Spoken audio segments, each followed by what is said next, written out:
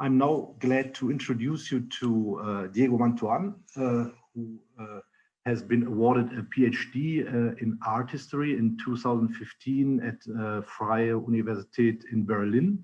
And he holds actually two master's degrees, one in art history from Università dei Studi di Trento, and another one in museum studies and arts management from Foscari. So he's an alumnus from Foscari. Since January 2019, he is assistant professor at the Department for Humanities at Foscari. And before that time, he worked as a researcher and very much in the art business, mostly in Germany. And this is where he will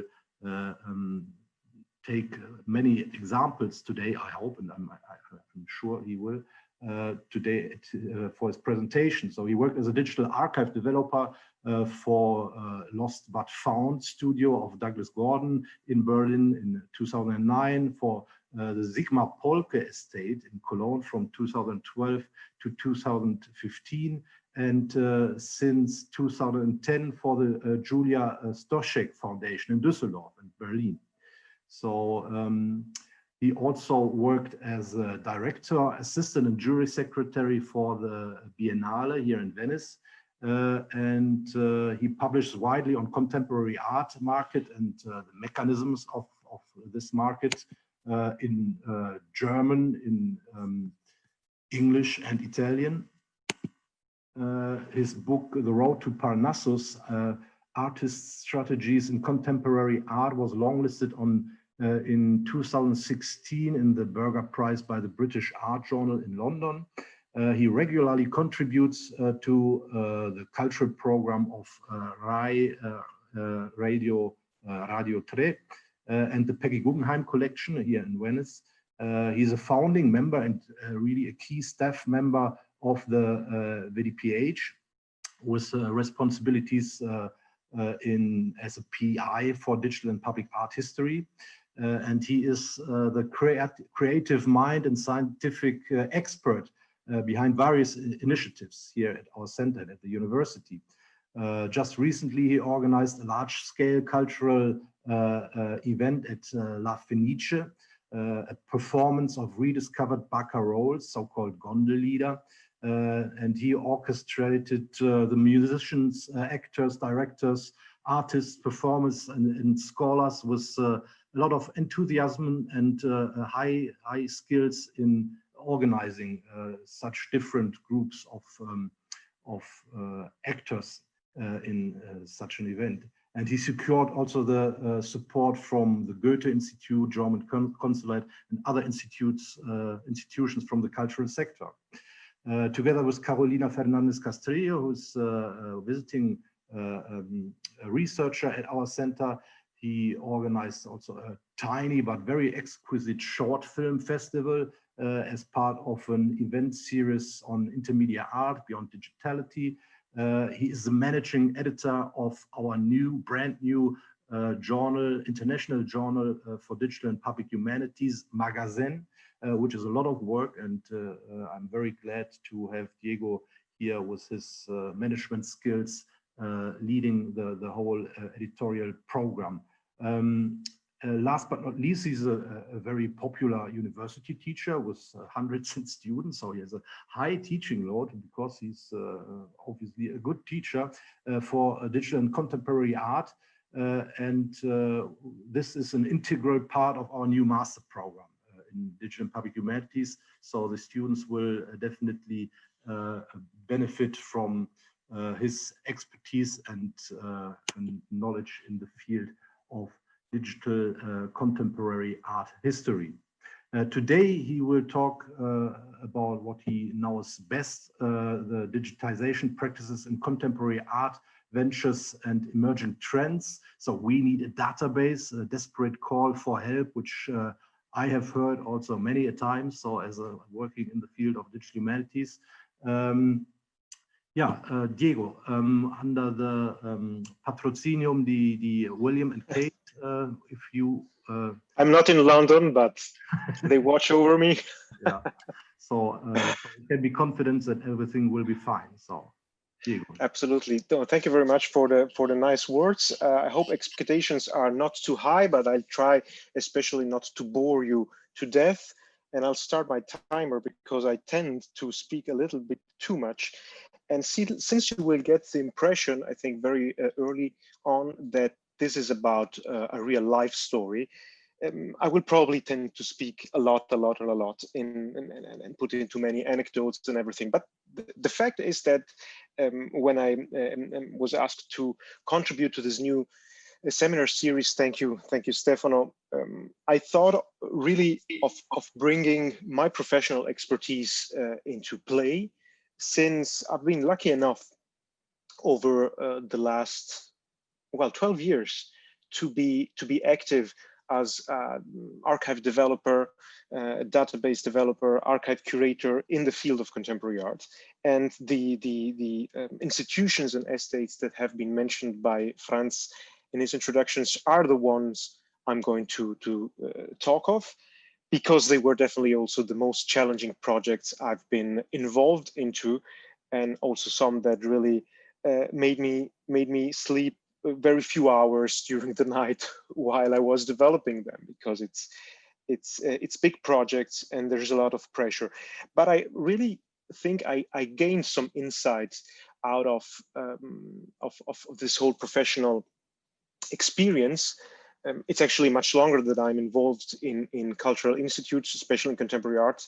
I picked up working for the Venice Biennale in 2002, so it's now 18 years already. And that's where I first encountered databases in the world of contemporary art institutes. And funnily enough, even though I traveled and worked across, especially in Italy, Germany a lot, the biggest projects you will hear come from there. And the reason is very simple. I'll be plain about it. Well, Germans spend money on such things like digitization, and in Italy, not so much. Maybe there weren't funds enough, but definitely, especially with regard to contemporary art, the various German actors reacted very quickly to the necessity of having databases and good archives in their own museums, ventures, artist estates, studios, collections, foundations, whatever. I've worked also in the UK, and funnily enough, I've always come across the very same software. So at some point you will think, I will mention it now, and then you will see it at the end. I'm giving you a very small insight into one of the databases I'm still curating. So at one point you will think this is a commercial for FileMaker Pro database software, but actually, and this is part of the game, I was always asked to use that software for various institutes. And this is, in a way, the very first feature of the contemporary art world, which really one can appreciate just when he or she is working inside the field. What people tend to copy a lot what others do, especially what successful ventures do. And so if opinion leaders, let's call them like this, although Pierre Bourdieu would probably call them differently, but if opinion leaders start working with something and they have that and they display it, then very soon a fashion wave sets out, and everyone wants to have it, everyone needs it. And as I put it in the title, that's really the cry I experienced myself over the last 12 years. We need the database. Well, suddenly my phone rings, and someone whom I didn't know just called me saying, well, yeah, that artist or that other collector passed me your phone number. I know you are good at databases. We need a database right now. So basically it's always in a month or 2 months. So these are some of the features that I encountered. I didn't set out to be an archive developer. I started using this particular software at the Venice Biennale, where, well, sorry, let me start also with a video sharing. Otherwise, I'm doing a little bit the comedian now. Oh my goodness, this is probably the wrong one. Do you see my, yeah, I think you're seeing this. Okay, we need a database, wonderful. So the point here is really, I've worked for some good institutions, for some interesting artists, both alive and some I didn't have the chance to meet. And so I got a little bit into the mechanics of the art world. I started working with these softwares, particularly at the Venice Biennale, where, well, interestingly enough, it was 2002, 2003, it was the first years we introduced a database, a unified database for various offices. Actually, I mean, when you think of the Venice Biennale, you probably think of a super huge institute. It's actually not. At the time, the beginning of the 21st century, there were just around 50 employees. And then, of course, some other collaborators like me, which were in a fixed position, but basically it was between 50 and 70 people working.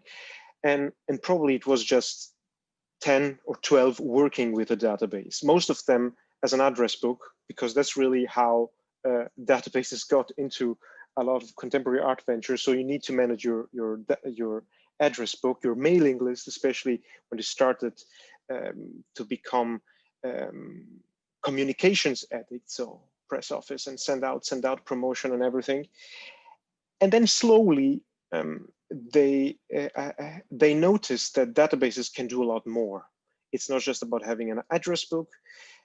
At the Biennale, for instance, we started using it to track the transfers of artworks, and especially to file all the insurance documents, which is of course one of the biggest problems. And then of course the Biennale, as you know, is an exhibition venue.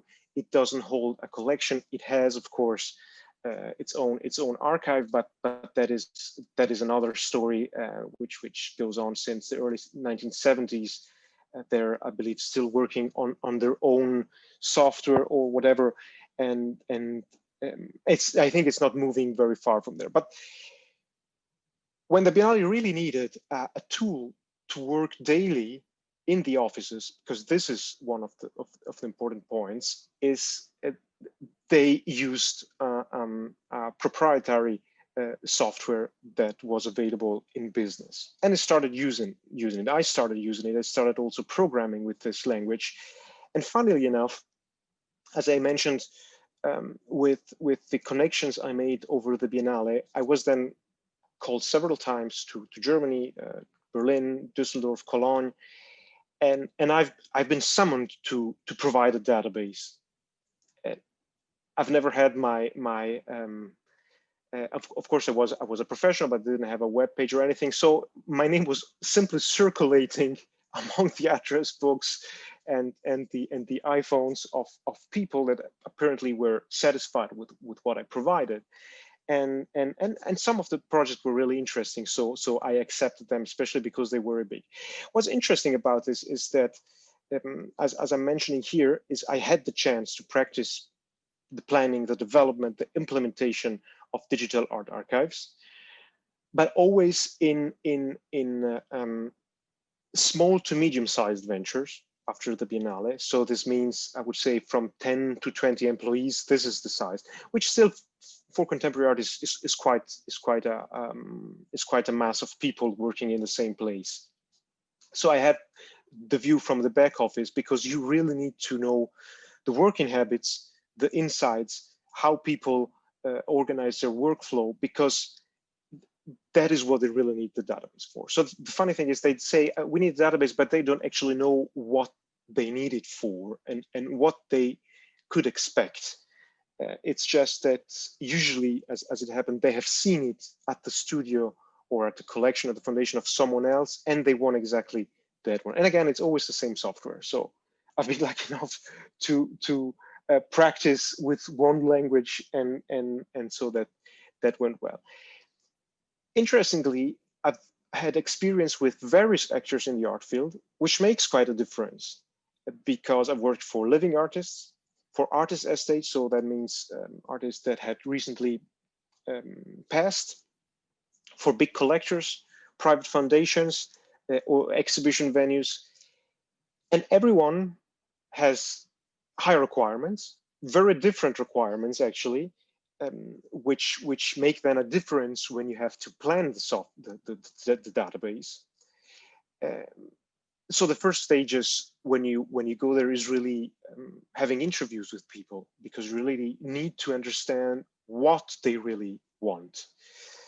And usually, okay, I mentioned good budgets in Germany, but it's always low as compared to what they spend for fancy openings and whatever. But still, there is some money in to do interesting works. What, in a way, emerged, what is at stake, generally speaking, is I'm trying to sum up what basically everyone really wanted was, first of all, tracing. So they needed a database as an empirical account on the transformation of their set, collection, or whatever they do, because be them living artists or artist estates, artists produce a lot of works, especially when they are successful. Collectors, big collectors, buy a lot of works, and what they really need is be sure of the origin of the work, and that's very important even in contemporary art, as you will hear in the case of the Sigmar Polke archive. It becomes really vital. It becomes vital, especially for the quotations of the artist's works on the art market. The second feature all usually need, even if they don't know, is categorizing what they have, their belongings or data or information or whatever. So the problem is these are mostly small to medium-sized institutes. So they hold, let's say, a collection of artworks or all the artworks being produced. It's not big data, but still we are at, let's say, 10,000 works. And then there are the exhibitions organized either by the artist or by the collector, or the exhibitions where the work has been put on show. And so there's quite a lot of data, and you need a good way to categorize these, to do it especially in a relational way, because it's something that very often I encountered. These contemporary art ventures don't get is really the true benefit of a database, being relational. So putting together press cuts, artworks, exhibitions, and all possible documents that somehow get together instead of having separate folders as you would have in a physical archive.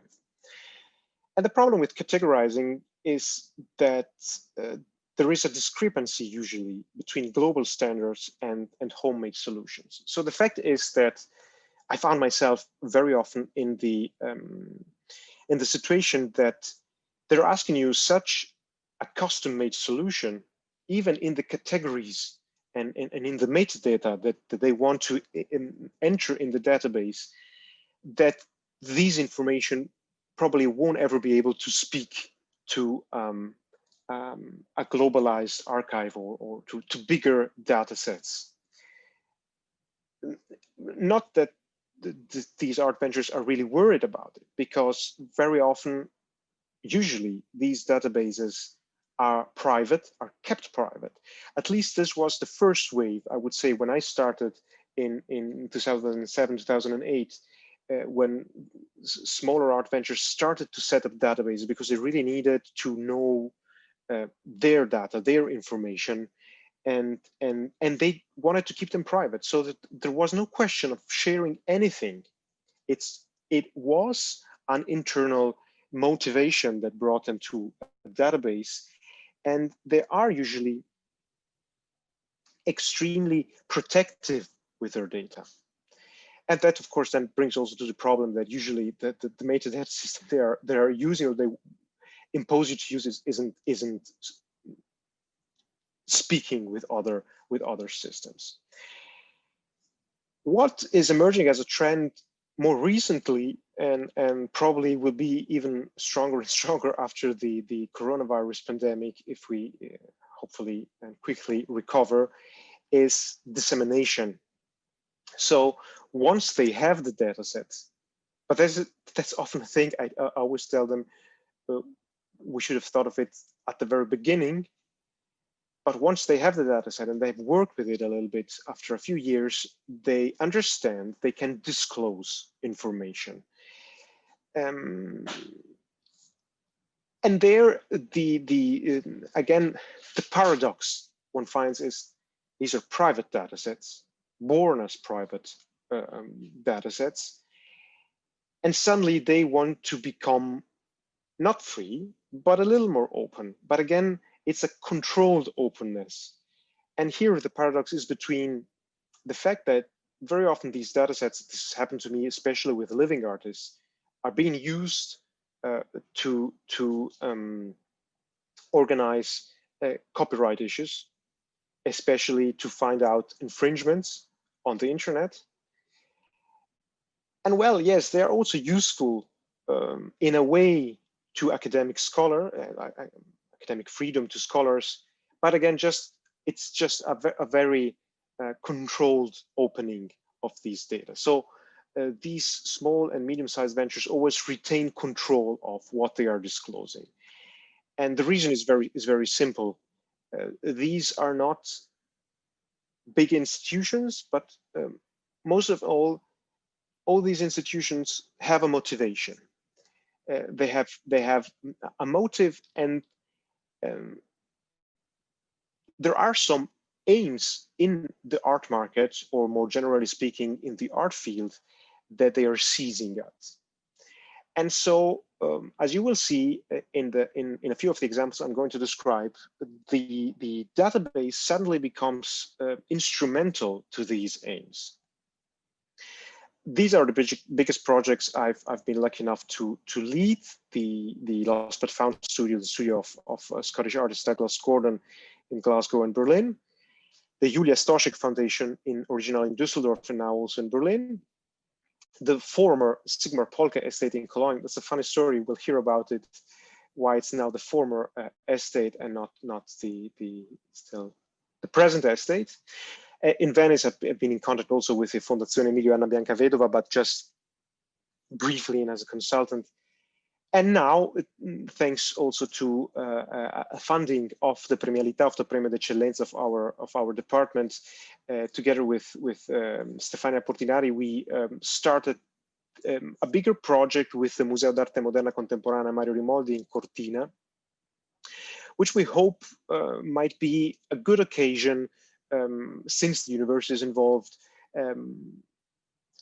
as compared to others I've done professionally myself, to be, let's say, more pushy on the side of scholarly features. So the question really is, when you start off with these projects, who's paying and what for? I was mentioning the aims that really lay behind these projects.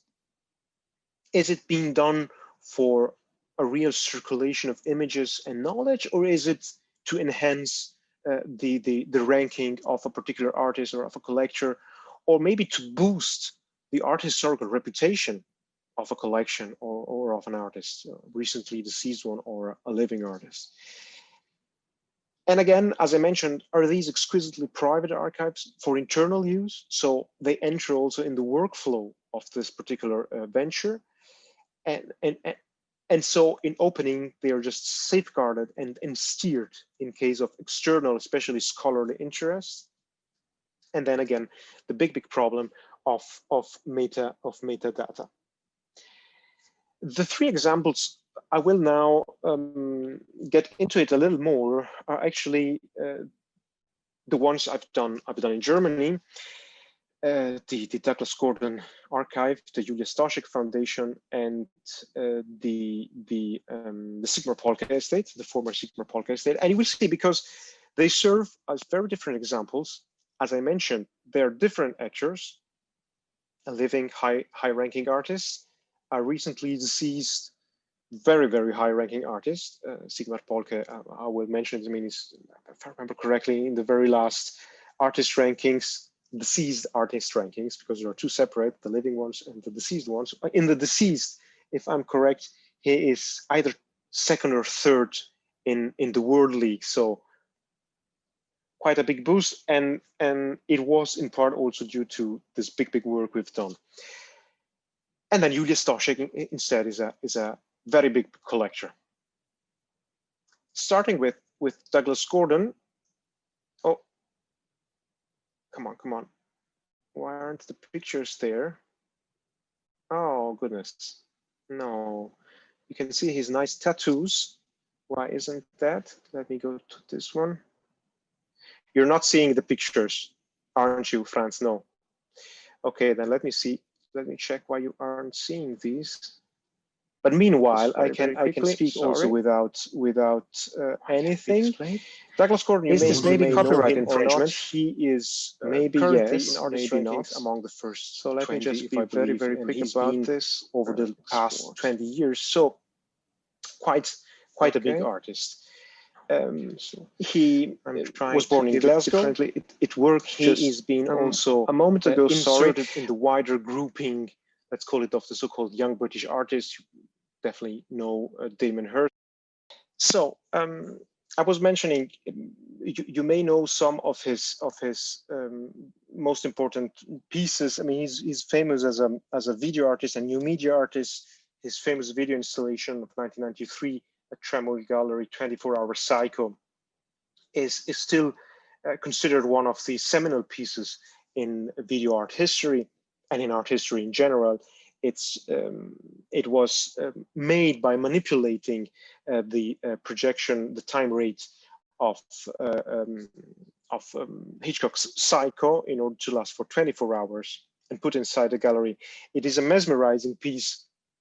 And so, I mean, still again, to produce it when he was just, why is that? 26. So sorry, very early. This is really. And so he became early funny and also star. Stupid. And in 2006, you may know this piece too. While you aren't seeing the documentary film about. Just give me a minute. Sorry. 21st century portrait. Sorry, France. The French football player. Embarrassing. That's probably the best thing he did in 2006 because he lost the World Cup to Italy, but. That is another story, but this is one of the most interesting video documentaries installations that have been done in. No, I just went out of one moment. Sorry, in art history. So when I was summoned by Douglas Gordon in Berlin, it was 2008, so way after his most important pieces in the art field. Funnily enough, he never had a proper studio. He set up his studio only in 2008 after winning the Turner Prize, the Hugo Boss Prize at the Guggenheim, basically everything. And most other artists, high-ranking artists, have huge studios. I'm thinking. No, I'm not talking. I'm just trying one thing 120 employees, maybe viewable, today, because I think a few less happened. I mean, it's really big enterprise. What happened is that Douglas never had the cloud, a studio and nor an assistant. And we started together in 2008. Also never trust the cloud, but here it should be. And what he needed, and you should see Mr. Douglas Gordon putting some order in don't you? In his career, lovely, yeah. In his files. Oh, okay, wonderful. In his works, also his lovely tattoos. In order, first of all, to have a data set of everything he has ever produced, because he has produced already so many pieces, so many different medias, even letters sent out, sometimes are artworks for him, and so it was really necessary at this stage, at this huge success, to be a little more ordered in how he engaged with the art world and with the scholarly field. In fact, the aims were basically two. First of all, as I already mentioned, the problem was about handling copyright issues of his works. You get very famous, and meanwhile, the internet exploded. Douglas himself never had social networks, websites, or anything because he doesn't want to. But nevertheless, the images of his works, you can find them everywhere.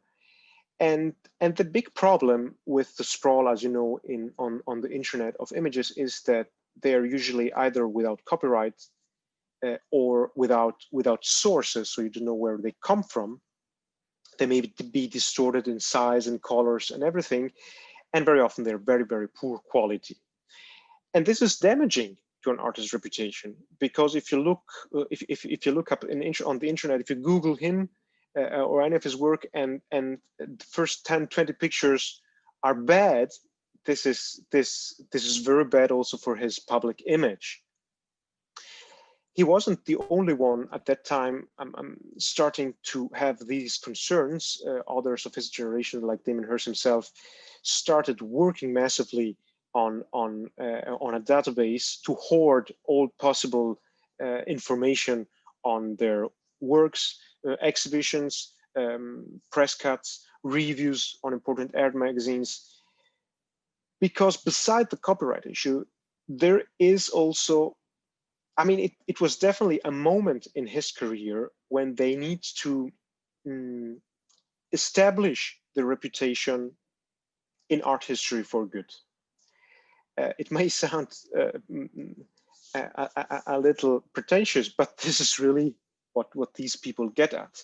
So trying to shape their particular position in the art world, possibly forever, or at least for after they have been gone, even though, I mean, they're not so close at an ethnographic level. And so the work there was not that, I mean, there wasn't so much pressure, because the artist is still living, so he can tell you a lot of the things you are feeding into the database, which is basically the best situation you can ever find yourself into, because you have access to the very source of all information. Of course, you have to process them a little bit, because artists tend to forget what they've done, or make histories about it. So still, you have to do a little work on that. This is actually now the archive of Douglas Gordon in Berlin, in a very big studio he has in Schönefeld. And I'm jumping over to the next actor of the field I've worked with, which I came directly to through Douglas, because she is a big collector, and she has collected also pieces by Douglas Gordon. Julia Stoschek, still quite young collector. She started in her early 30s. She comes obviously from a very rich industrial Bavarian family, but she decided to while working in New York, that she wanted to become an art collector. But what is most interesting is that she decided to do so investing, or really, I would call it an investment, because she really loves what she's collecting. But she just fell in love with that she now calls time-based art, but it's basically video art, media art, and performance art. And she did this very early on. And since she has become one of the biggest collectors worldwide in media and performance arts, they're calling her also the likely 21st century Peggy Guggenheim, which is quite right, I would say, because of the taste she puts into collecting, and also the innovative character of her collecting, which really parallels with what Peggy Guggenheim did. Just to mention, I mean, she's one of the biggest collectors. Can think whatever we wish of Marina Abramovic, but she has like 50 pieces of Marina Abramovic, and then early pieces of Vito Conci, Namjoon Paik, Andy Warhol, of course, and other seminal pieces by Matthew Barney. A lot of feminist art being done in the 70s and 80s on video. So it's really a fantastic collection, not just from a financial point of view, but really from an art historical point of view. She founded since private museum in Düsseldorf, in the very fashionable district of Oberkassel. It is a former industry plant. I think they made bonbons there, sweets, treats. And she's turned it into a floor-to-ceiling museum with a wonderful attico, and well, it's basically one of the best spaces in Europe where you can display video art. She has since also opened a dépendance, I would call it, in Berlin on Leipziger Straße, so in Mitte, very, very central. If I remember correctly, this was the former venue of the Czechoslovakia consulate in embassy in Berlin. And since she, I mean, it's definitely smaller than the museum she has in Düsseldorf, but it's a good outpost to share her collection every year with 2 exhibitions. So again, here what were the necessities? She's a top-ranking German art collector with now I would say worldwide renown, specialized in a very peculiar field, which has a lot of needs that are quite particular, especially with regard to media preservation. And in fact, what she needed, she already had a database, a very early version, which she wasn't satisfied with, because it was worked upon by of course IT technicians, but that had little knowledge of how the contemporary art field works. And so it could have been the database of a shoe shop or anything. So it wasn't sufficiently custom made. And so this is really also the experience I made, that these ventures are ambitious enough to have their custom made solutions, because they need it, first of all, for internal purpose. What she needed it for was and this was interesting. First of all, she needed it for internal purposes to manage her collection. She has now over 800 pieces, but there are actually many more, because of course with video art and everything, you don't have just the original piece. You have the master copy, then the viewing copy, and it's actually blowing up with objects. Many of those are digital born artifacts, which don't exist. Basically, they are on our servers, and they have to be cherished there, and of course they've been copied and taken out from the server, but basically the work is immaterial. It just exists on our database, which is linked to the server. She immediately wanted to adopt international standards, which was good and wonderful, but it also suited her purpose.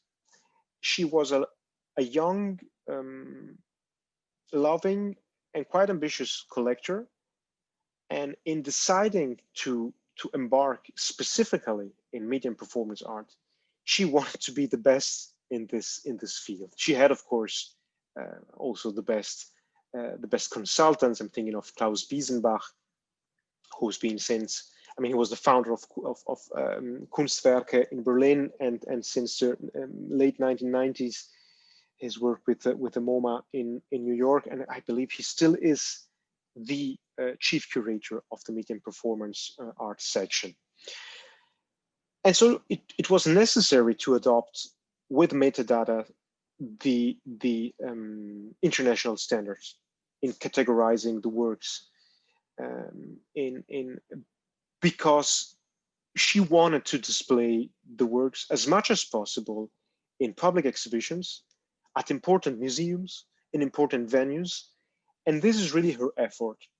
So trying to boost the reputation of single pieces she has in the collection, and of the entire collection, of course, because that's the reflection of it. Plus, being entirely in the field of media and performance art, which again, performance art, I mean, mostly exists just as the videos or the recordings that are being done of this, again, are digital born artifacts. And so the need for media preservation is very high. And the database needs also to keep track of all the preservation situations of the various artworks, and especially, which really is the problem of the transfers from one medium to another, because I mean, she has I don't know, some early video art pieces of the 1970s that have been shot with if I remember correctly, with Norleco machines, which don't exist anymore. I think even not in the 80s they exist. So, and there is a lot of transfer from one media to another, and it's very sensitive, of course. And this is just a very brief screenshot of her archive. It's probably less glamorous than you would think, but we will then dive into it. And the last case study, let's call it like this, that I would like to present is the one with German painter Sigmar Polke. He was not just a painter, but experimented with many different media. And he's, as you may know, one of the two big artists together with Gerhard Richter. They've been kind of enemies, friends all over the years.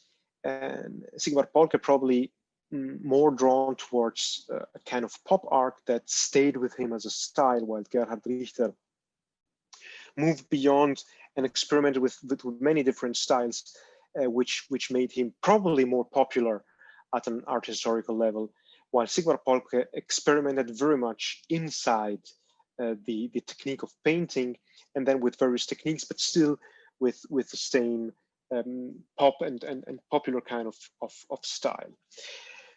Well, unfortunately, he passed away quite early in 2010.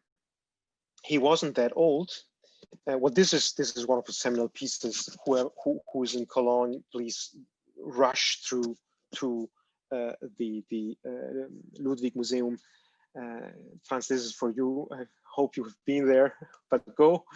This is one of the most important pieces ever done in German painting. Höhere Wesen befahlen, rechte obere Ecke schwarz malen. Okay, there's a spelling mistake, sorry, which kind of sums up the very ironic attitude that Sigmar Polke had towards the art market.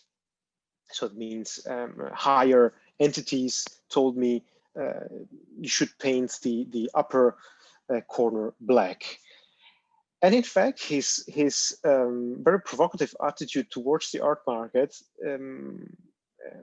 made it possible that he refused over the years to sign most of his paintings, most of all the drawings and anything he's ever done, which of course is fine while the artist is living. The day he passes away, it's a big mess. It is a big mess, especially because Sigmar Polke was very prolific. Since we've started in 2012, we've put into the database more than 10,000 pieces. The paintings are probably around 6,000, which still is a very big number. And then he experimented. He was very experimentierfreudig, as you would say in German.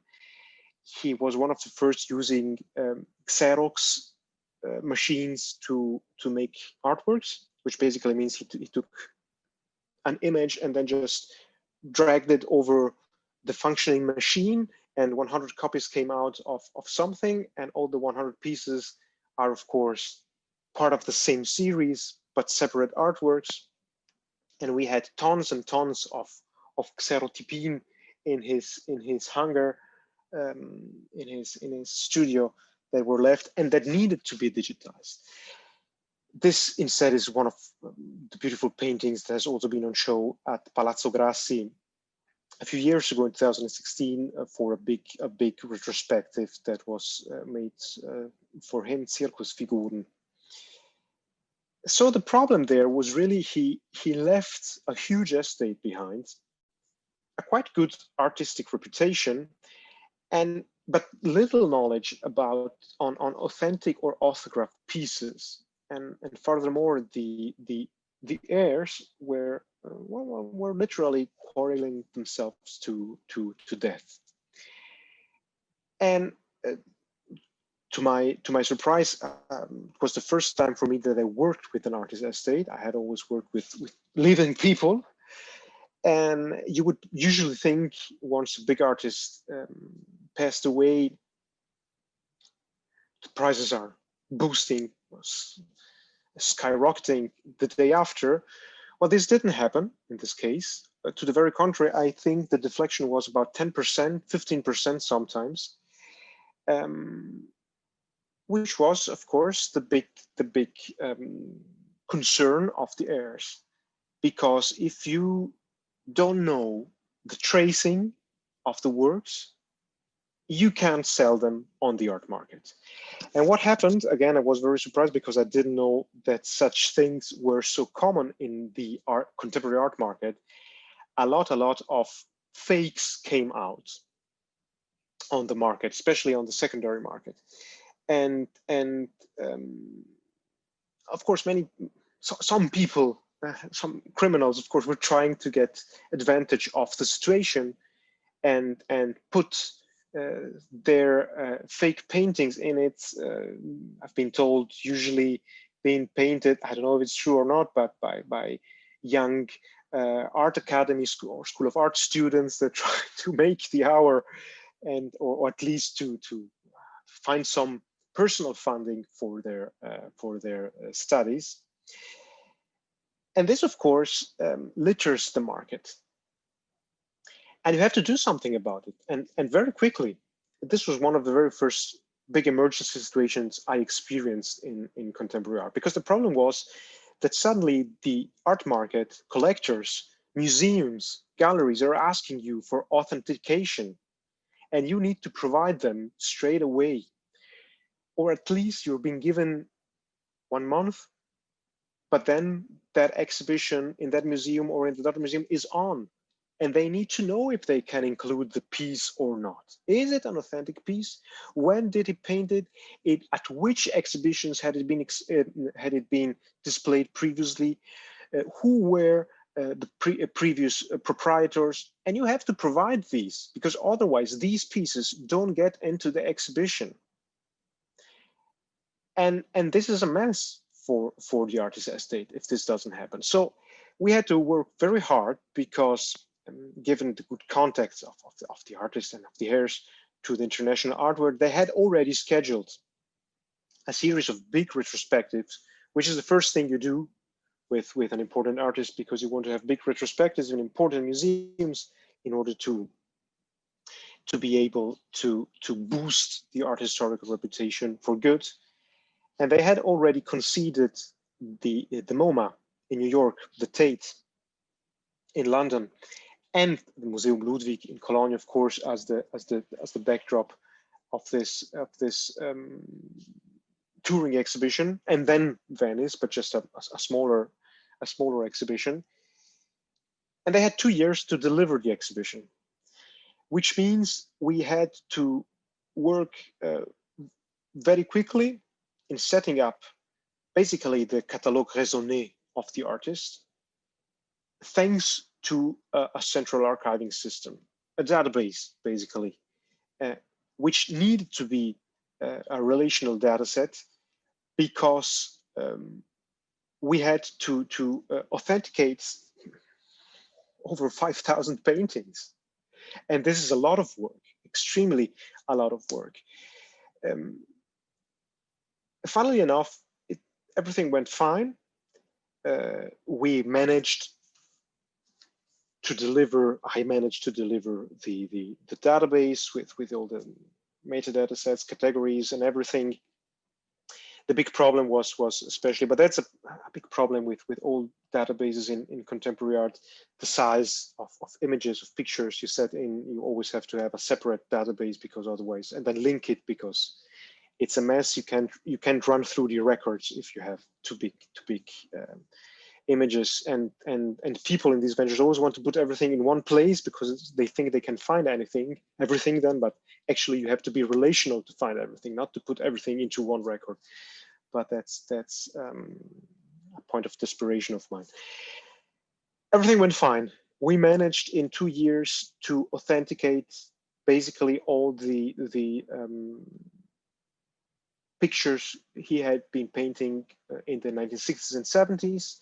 And on that basis, on this science scholarly work, because this is a scholarly work, it's not just a archiving or a commercial thing, it's really scholarly work. The estate then managed to produce the exhibitions at the MoMA, at the Tate, at the Museum Ludwig, last stop 2016 in Palazzo Grassi in Venice. And then everything exploded because the heirs continued quarreling, well, then they split apart suddenly, and they made two separate foundations. One is still remains, I think it's still called the Sigmar Polke Estate. The other one is the Anna Polke Foundation, which was one of the daughters.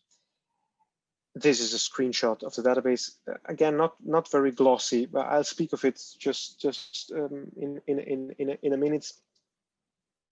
That's what they need there. It's an instrument for them. It's not a glossy website that needs to attract visitors. It's something people are working on for 8 hours a day, and your eyes get very, very tired. And so it's unfortunately always gray. I try to be colorful, but it's always gray what they ask in the end, because that's really what is necessary. The funny anecdote is, I think it was last year, I was summoned by a lawyer, a German lawyer. I knew of the fact that the estate had split up. I was summoned by a lawyer who asked me not ever to dare providing access to the database to anyone else than the second wife of the deceased artist. And I was also asked to provide all access keys. Luckily, I didn't have access anymore because I had delivered everything, and I usually, if they don't give me the job to manage it still again, I don't want to have access to it anymore, because I know it can become a legal mess, and it became a legal mess. So what they ended up quarreling was having access to the database, because in the very end, after that horde of IT and scholarly work we did, the value of the artist really lies in the information in the data we feed it into this database. So whoever holds the key of this database, they got it the lawyers got it very quickly, actually holds the key to the legacy of this artist. So I mean, not that I think I'm so much powerful, but still, I mean, it means databases in contemporary art really have a practical value and also even a financial value in some way. Very quickly, I know I'm running out of time. I really hope I'm not boring you. In case, tell me. But I wanted to show you the demo of the Julia Stoschek archive, just to see quickly how it works. Let's go on Videos und Filme. It's in German, of course.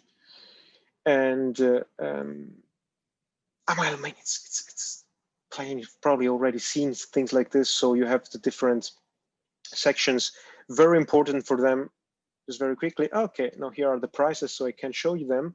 But you would be surprised how much a big collector pays for a Marina Abramović. It's not that much. It's not that much. And so these are actually really the things they need. So interrelations to the artist. So you open up another, I hope you're seeing also the screen with the information of the artist, having also the entire records of the exhibitions these pieces have been at, having the so-called Leihverkehr. There's nothing in here right now, but that's basically the transport records to which museum it went, to which gallery or whatever. And something that is very important to every contemporary art venture is having the stickers to put onto the packages when they send out things, because they want to know this is exactly that piece. And when it arrives at the museum and whoever gets it doesn't know a thing of what is in there, they know everything is in there. So these are a little bit the features. What I can show you, I mean, the software, I don't want to do a commercial, but it's really easy. I mean, it has a good layout. You can move around things as ever you wish. It's you can have your own scripts designed. And what is very good about it is of course, I think you're seeing now the relational net between the tables inside the database. I tried to put it a little bit in order, not to see to have a too messy a look, but this is, I mean, it's really a good tool. You can do a lot of things. It's very user friendly, and in the end, this is what they need: a ready-made custom solution that is easily to be used in the daily workflow. So I am almost at the end, and I would like just to present, where was I here? So let's stop it here, and I'll show you again the very last slides I have prepared. I tried to give you a little bit the, okay, let me go on to the view slideshow. Not from the beginning, no. I would like to give you some takeaways that hopefully might be useful on this autobiographical, very autobiographical seminar I have been given. I hope really I didn't bore you, but okay, now let's go on with this. This is not important. What future lies ahead? Well, again, meta standards, truthfulness of images, and so on and so on. I would just jump to the very last takeaways, which I hope might be useful for those of you that plan and develop databases for any kind of venture. As you've seen here, the point in contemporary art is that it is a living business sector. So there are also commercial aims always in it. If not commercial, as Pierre Bourdieu or Howard Becker would put it, there is still some aims related to predominance inside a field, and this is very often steers the planning of the database. These, I hope, are useful takeaways. First of all, plan it idiot-proof, or Idiotensicher, as I say in German when I'm there. And because you never know who will put the hands on the database after many years. And it needs to be, of course, user-friendly, but really, believe me, idiot-proof, because there's always something going wrong. I just got an email right now. The very new intern doesn't know to do something, and you've got to answer the most basic questions. Yeah, so proof for everyone. So I want to be insulting, but really proof. And then train the archivists, those who need to use this as a daily tool, and then train them again and again and again, because very often they don't listen, or at least I don't know if this happens always to me, but you've got to explain so many times the same things, even though you provide an instruction manual and everything, and you make yearly a presentation to show them the new tools and implementation you've done. They don't listen. They don't. So train them, and you will have to train them again. Build it user-friendly and self-evident as much as possible. This is, of course, the natural consequence. Build relational data sets with sound art historical reference, because this is something I encountered. They aren't asking you for this, but this is really what they should have. So they need a database, just coming back to the title, but they don't know what they really can do with a database. And if you do a little know the benefits of relational data sets and of sound art historical references, metadata, and so on, try to slip them in. Because one day they will find they can make use of it. Balance internal workflow versus external dissemination.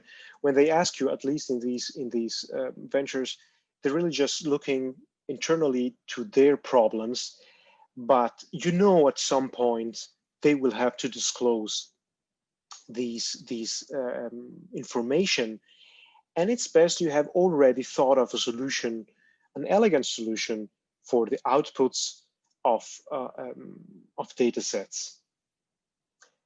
Track changes and account logins, because someone is always doing some mess. And if you track changes and have separate account logins for everyone working there, you know who is to blame. And this is very important sometimes to get back to previous states, or at least to reconstruct what has happened when problems arise, because it arises. I don't want to be offensive, but it happens. And the last point, with regard to graphic aspirations to the layout, I started off 12 years ago being very colorful and very artistic.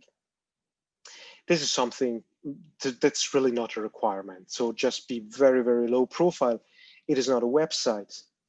It is not a communication tool. It is a management tool for daily use, for hourly use. And what they want or what they need is really something that pleases the eye, but isn't tiring and is pretty immediate, that you find everything you need quickly. And maybe last but not least, or first and foremost, stay calm and do it tomorrow. I've learned myself in those 12 years that there are no such things as emergency situations in contemporary art. We now know what emergency situations really look like. And even though the pressure is always high because they have an opening, they have someone coming in, seeing the pictures, there's always something. It's no emergency really. So if they ask you, sleep at night and do it the next day. Thank you very much. Hope it didn't bore you.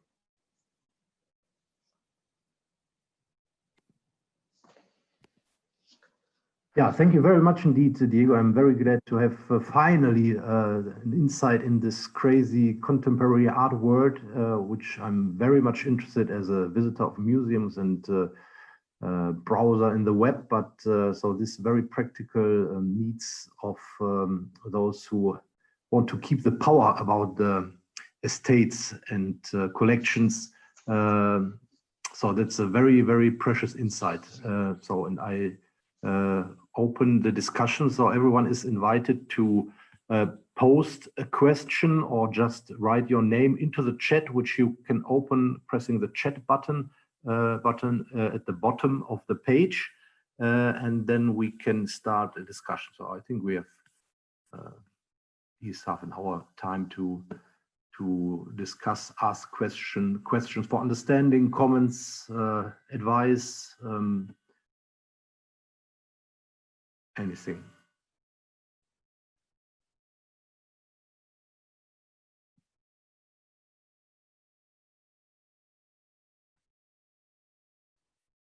In case people are starting formalizing their question, I have one question.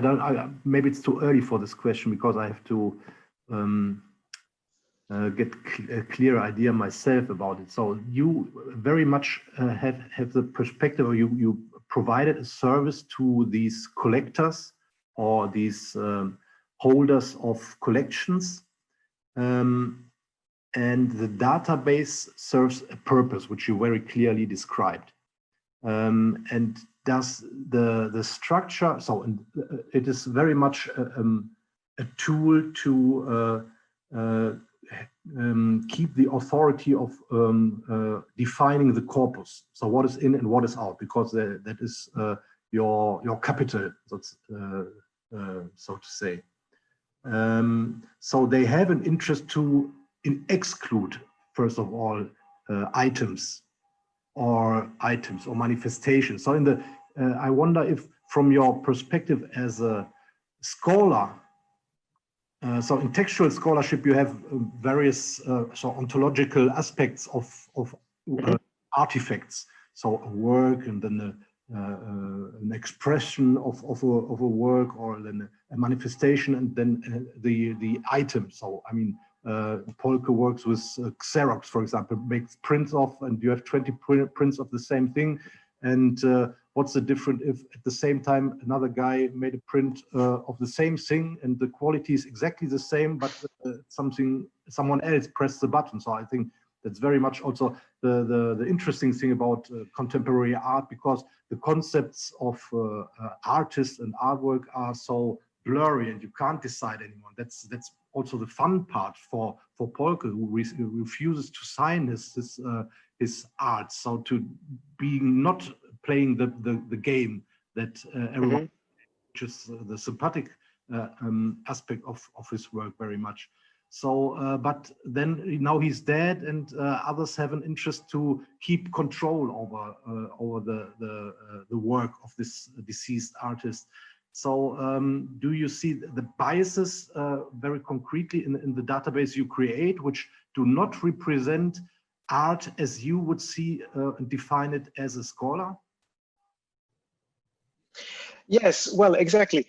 The point is very much that when you work in the back office of these things, and I mean, I've been lucky enough to start working already when I was a BA student at the Biennale.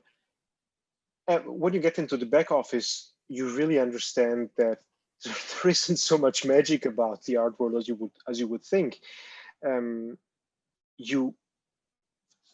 It's easier to talk freely about art with a finance broker in the city of London than with a contemporary high-ranking artist, because what you find out is really it's a hot competition, and as you called it, capital, that's really their capital. And as in the example of Sigmar Polke, it is so interesting, was so interesting to me as a scholar that the database would then suddenly become the capital.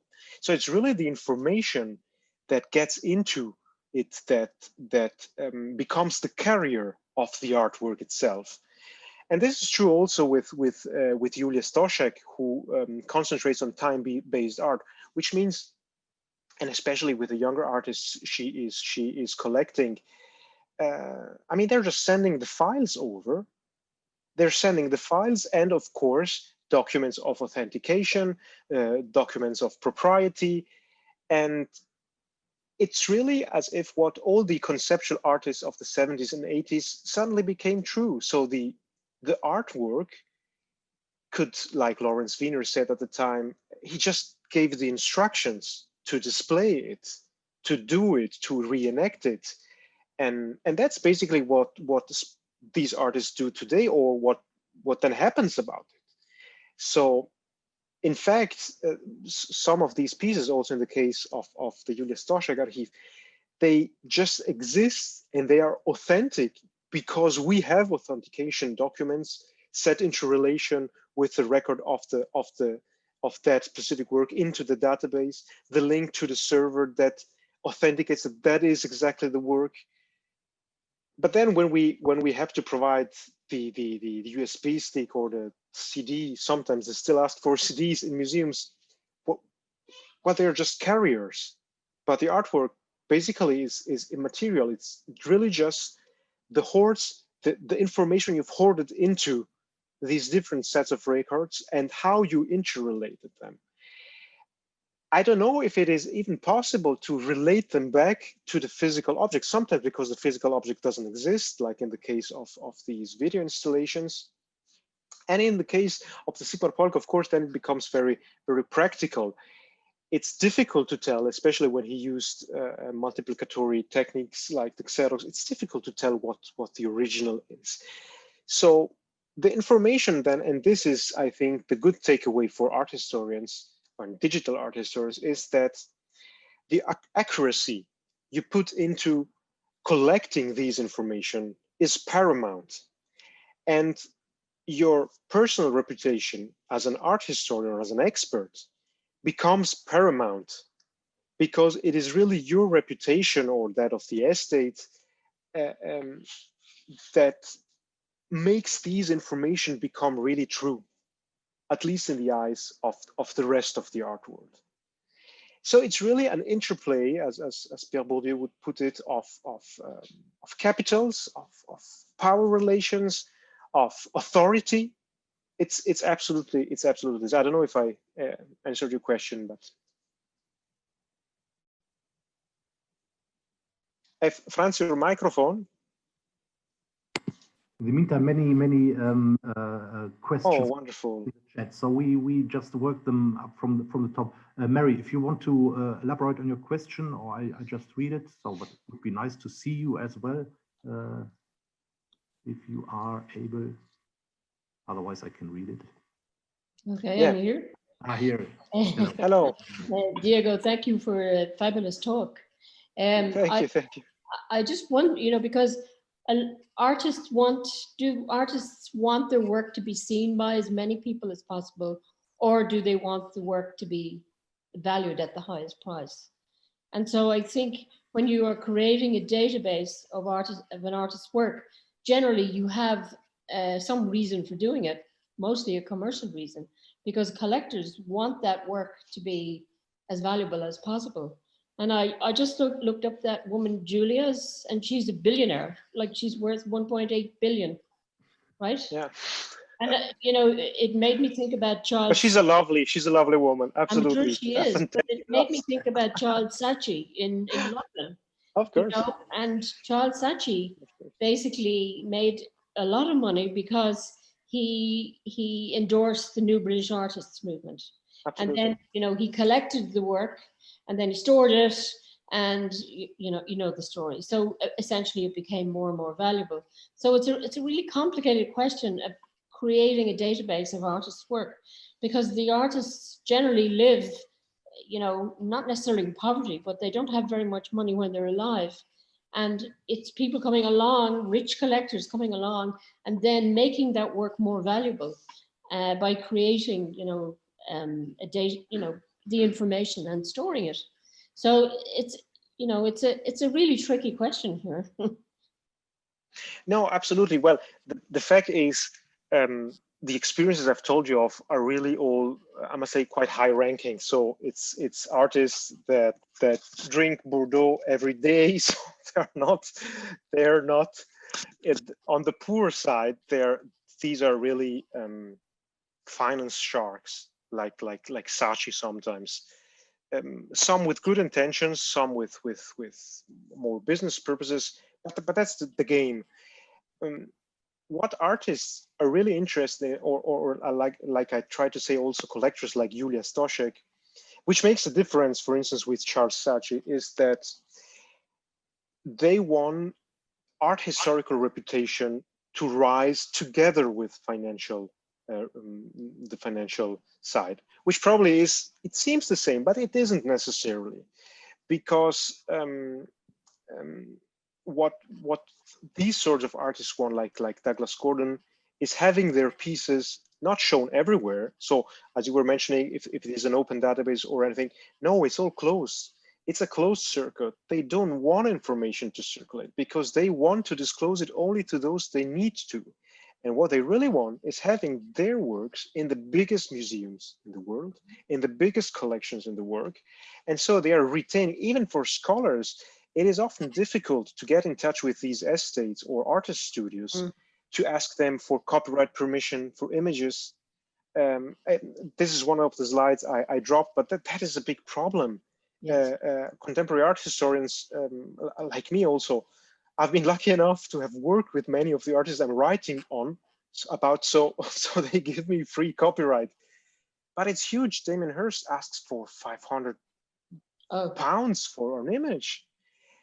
They will never make money out of it, really.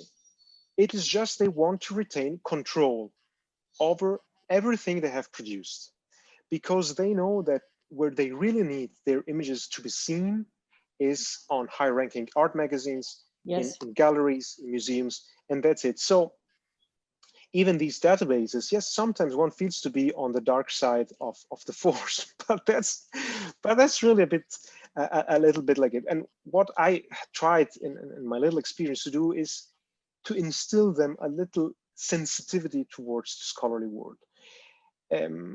Great. At least even telling them that the artistic reputation will be boosted also by means of art historians.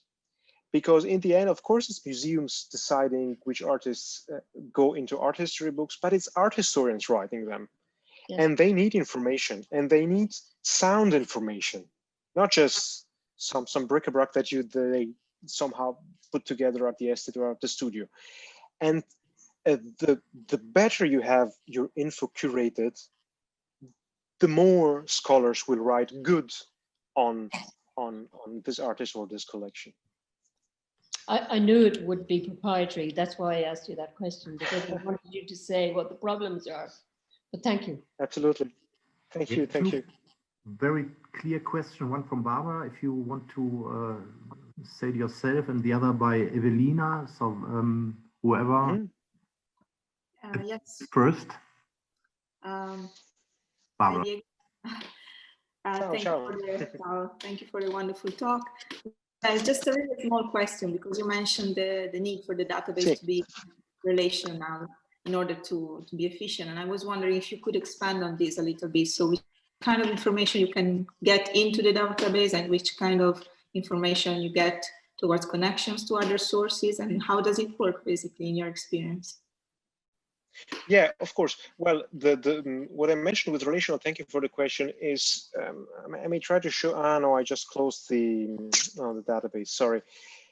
What is important there is that you, from the start, when you decide to feed the database with info, usually contemporary art historians would start with saying, yeah, we need to do the catalogue raisonné, which simply is trying to have the list of works in a chronological way of everything that the artist, she or he, has ever done. And then they would compile, because you see that in the catalogs, so in the printed catalogs, you would have a description of the work, the image, and then you have maybe the most important exhibitions and so on and so on. And so they would think, yes, okay, I start by creating the list of works, and then I put all the rest into. But the first thing to do is that with a digital archive, you can do all these things together, and you have to do them together. So you have not just the list of works, but you build up also the list of exhibitions, the list of all the venues where it has been, the list of all the collectors or past proprietors of that work and all other else, the list of all press cuts, the list of all reviews, the list of possibly any category of item that you can think of and that you can find in an artist estate or in an artist studio. Because they have them there. I mean, they have everything there already because they have collected these materials over the year.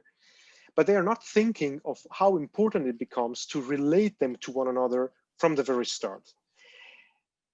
And when you tell them, I'm building you the database, maybe let me try to show it to you. And I'm not giving you just a list of works, but you have to work a little harder. And I want you to build at the same time also the list of all the exhibitions, of all the people connected to the artist, of everything else. Then the trained archivists start feeding the database like this. And suddenly after 1,000 records, you get to 2,000 records. And you look then at the interrelations, just automatically a network of connections, of all possible connections come out that they wouldn't even have thought of. And they would suddenly find that the same collector had bought another 20 pieces they didn't even know of. And so they come up suddenly with infos they wouldn't have if they had proceeded in an analogical way of thinking with the catalogue raisonné work after work. So I hope if I've explained myself sufficiently. Let me just see if I can show just. It was evident, maybe not so much in the. Let me go very quickly here. Okay, I think you can see, but here it is. I mean, even though it's in German, you would have here the so-called Werke. So these are the artworks. Let me get a little closer. And the Werke has a network to a lot of things, to institutions, to the photographies, to other works. And then let's go over here. Let me see. Okay. And then to the Ausstellungen, so to the exhibitions, to the documenta, to the documents. But each of these items are themselves a table that can be browsed and filled in. And that is also important because very often with these databases, these ventures think, well, the most important thing is just the work. I need just the list of the records for the work. And that's not true. You have to feed also separate tables with good records for the exhibitions, for the photographies that have been taken there, for the institutions that have been involved, and so on and so on. It's a lot of work, of course, but in the case of Sigmar Polke, for instance, it was necessary because you had to be dead sure that that work had been in the hands of that collector, that it had been on that venue, and at that exhibition there were also the others, the other pictures, and then you would find you have photographies of that exhibition in 1972, and you can find a picture that you didn't know was in that exhibition. So it really comes up between the informative and the visual, and you really become a sound database that can be used scholarly and also for the appreciation, financial appreciation, or the personal reputation of the artist and the collector. We have a question from Evelina about a very special kind of work, so which makes the concept very problematic. Evelina, if you want to pose your question. Hi, thank you very much. It was very enlightening. I wanted to ask, could you please elaborate on the copyright for performance art? Because you mentioned that Julia Stoschek is collecting a lot of performance art also of Maria Abramovich, and I was wondering who is the legitimate person who can film the video, because I'm sure that if just a person who came to see the performance art films it and posts it on Facebook, Instagram, etc. Yeah, could you please elaborate on this? Thank you. Yes, absolutely. Well, that is a good question. Well, that is I mean, I think we could do a conference just about copyright and performance art. But for instance, in the case of Julia Stoschek, it very much depends on whether she bought documentary videos of, for instance, Marina Abramović performances, so that had already been shot by the artist herself, and there it's pretty clear. But not so much pretty clear, because the funny thing, of course, with video art is there are editions. So maybe there are 5 copies in one edition and you have just one, which is a trick, for instance, I've learned with Douglas Gordon, being a living artist. And why do they retain more copies? Because they retain always the artist's copy. So when it is being displayed in museums or in big exhibitions, you don't have to ask the collector for permission, but you yourself as artist can display the artist's copy. So again, there's a mess because everyone is trying to avoid copyrights, even the artist himself, because once he has sold the work, you would think he isn't the proprietor anymore. So there are some very funny and creative solutions on how to avoid these problems. But with the case of Julia Stoschek, for instance, all those performances that she funds, for instance, of young artists, well, there she would really do a commission. It's a commission, so she pays them money to do the performance. So she has, in a way, bought that premiere of the performance, and the video, if it's being done, for instance, the most beautiful ones are being done in Düsseldorf at her museum. They're being shot there, so it's of course being all paid for. And but then again, there is the problem: is then the video the remaining work, or is it the performance that the artist or artists can carry on themselves? This very much depends on the bargain between the collector and the artist. But usually living artists do want to retain the rights over their works, and so video artists, as I said, have various copies of one work, and performance artists would retain performing rights of their work. But on a legal level, it's a very funny issue, and definitely one that would deserve some further research. Absolutely.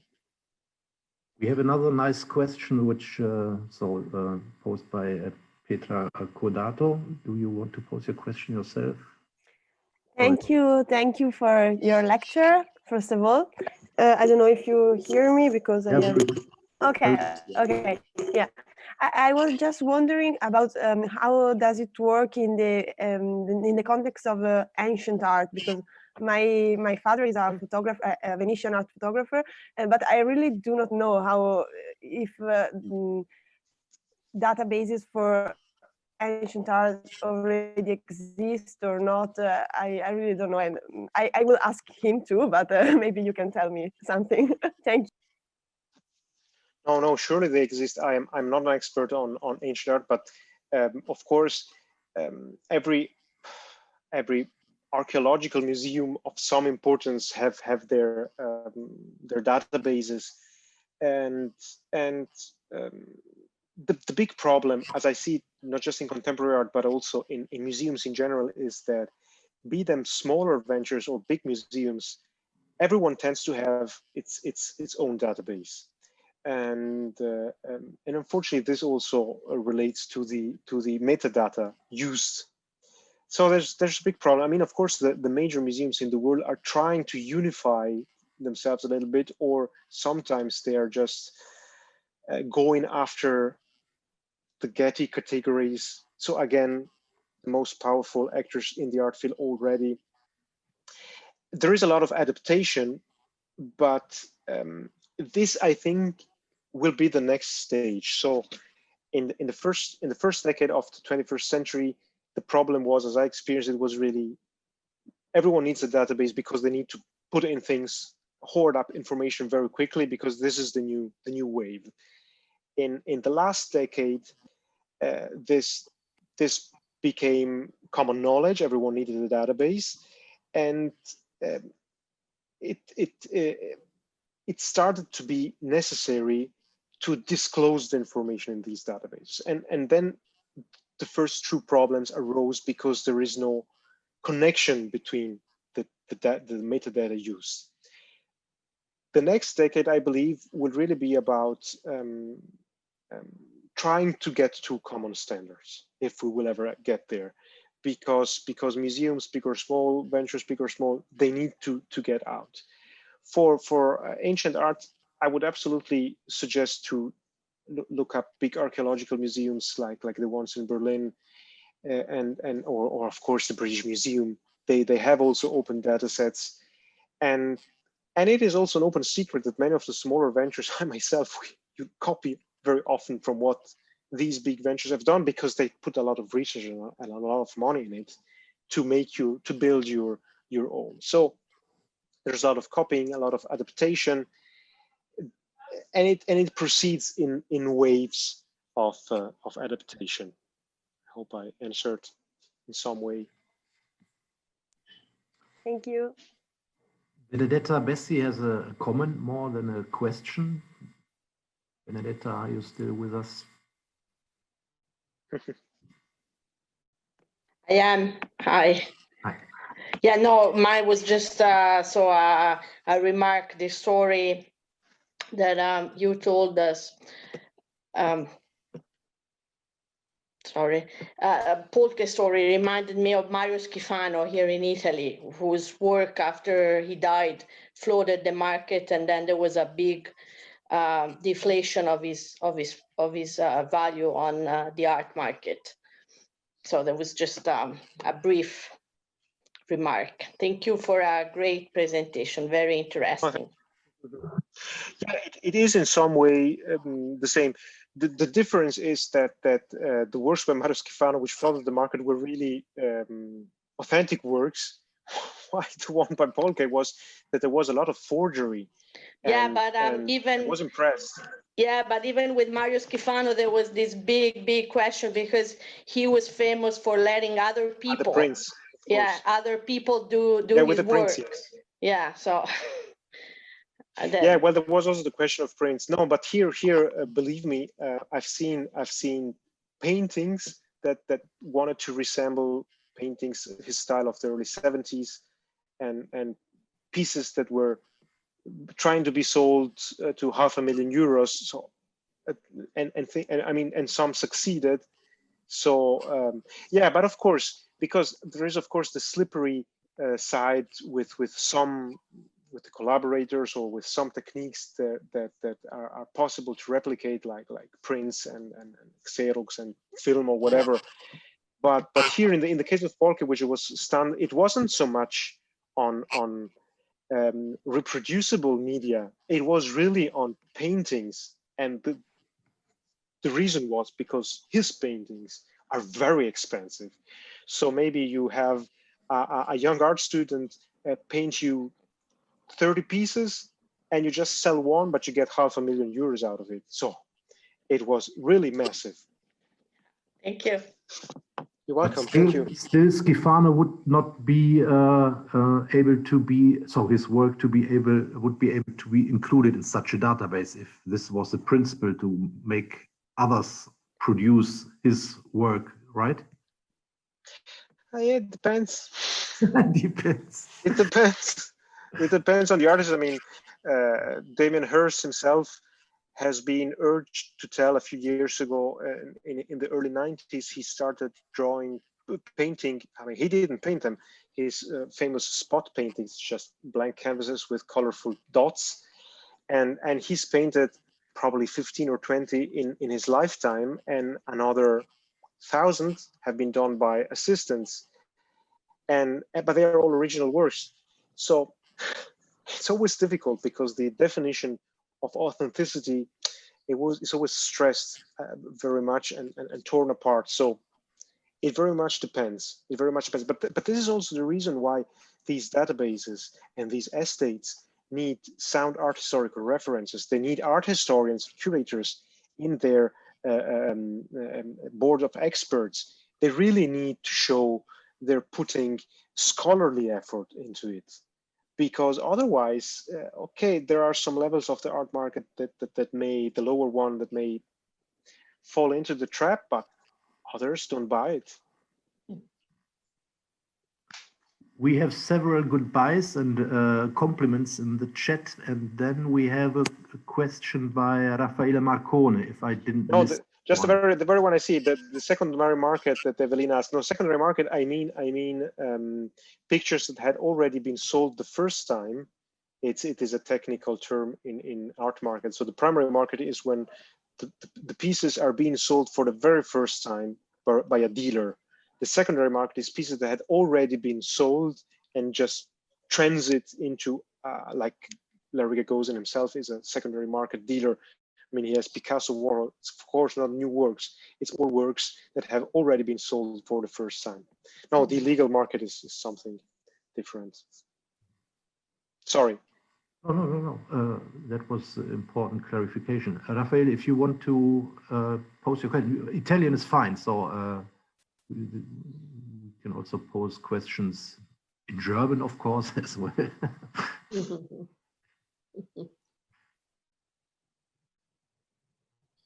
If we lost you, I mean, I can read. La costruzione del database è sulla forma verbale sintagmatica per l'analisi trasformazionale. Domanda. I don't understand Italian this time. Okay, we need you, Raffaele, to elaborate on this. I'm sorry. This is probably too much. I was very down to earth in this presentation. Sulla forma verbale sintagmatica per analisi trasformazione. Oh my goodness. I'm not sure what it means. I must confess. Can anyone help?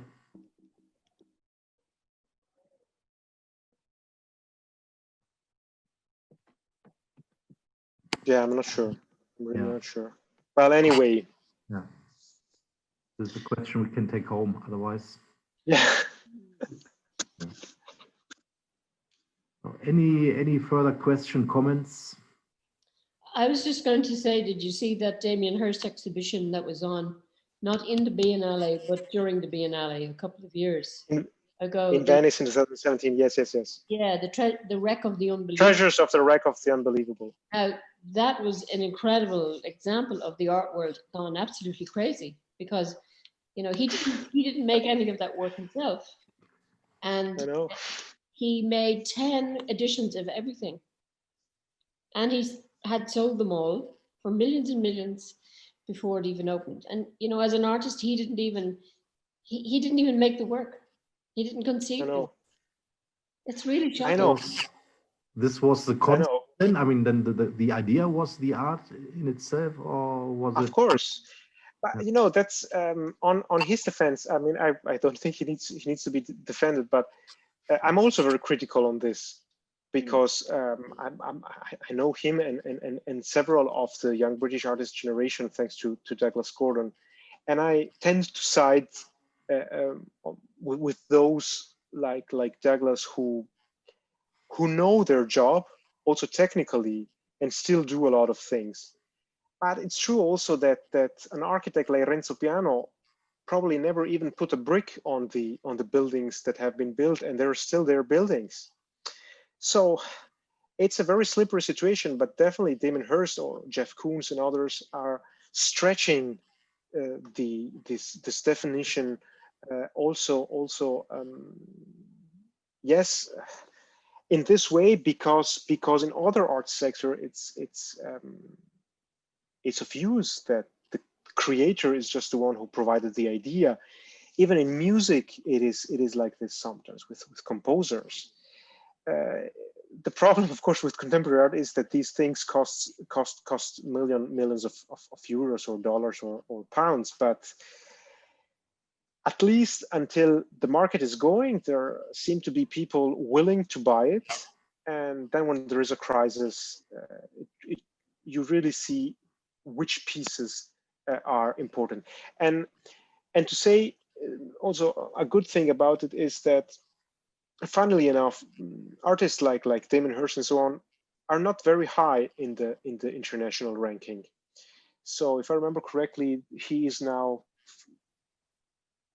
50th or 60th or something like this, and an artist like Douglas Gordon, who is a very outcast, a Glaswegian who was like who still has a lot of enemies in London's museum establishments. He is actually, as regards art historical reputation, the most important living British artist, although he would say Scottish, but actually also British.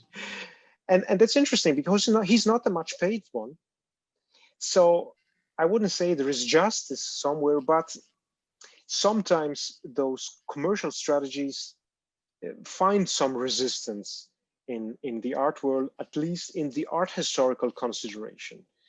Because after 10 years, 20 years, you really understand which pieces had an art historical momentum and which ones were just financially pretty at the moment. Yeah. And here comes a very legitimate question from Evelina. So what's the basis of artist ranking then? Well, it's very easy. Actually, I mean, there are several, of course. The one of the most sound one was the Kunstkompass, that was a German ranking that was born together with Art Cologne. So again, it was needed for art market purpose.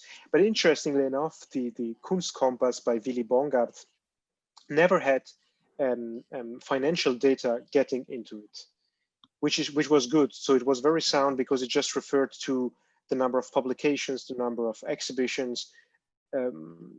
So it was really about art historical reputation, even though the big critical point was that exhibitions in German museums was valued higher than exhibitions in London. There was, again, you can build rankings as ever you wish. Today, there is the artfacts.net, a website, which is actually a private enterprise, but that you can use. It is the biggest data set ever built on contemporary art. Again, I think it's a German. I know German colleagues working there, so I think it is German. And they are very, very sound on art historical reference. So it's not just about market figures, but really also on reputation, museum shows, critics reviews, and things like this. But still, it's like in finance with Moody's and these big private enterprises that give rankings to the states. Well, it's who makes the rules that makes the rankings.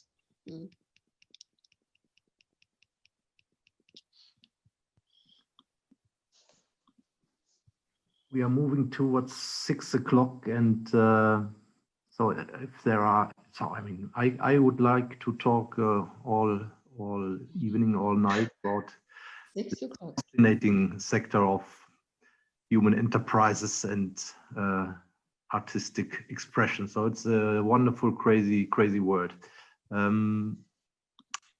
We have a post here in the chat, so everyone who is interested in the work we are doing and Diego is doing as a colleague working in this field as a scholar, you can follow us on Twitter and on Instagram. So we keep improving our social media presence, and we communicate everything we do as much as we can also on social media. We have our website, and actually everyone is invited also to subscribe to our mailing list, which is when you join the VeDPH, there you can join as an affiliated member, which is more or less a friendship affiliation, and entitles you to receive a mailing list, a letter from a mailing list, or a newsletter.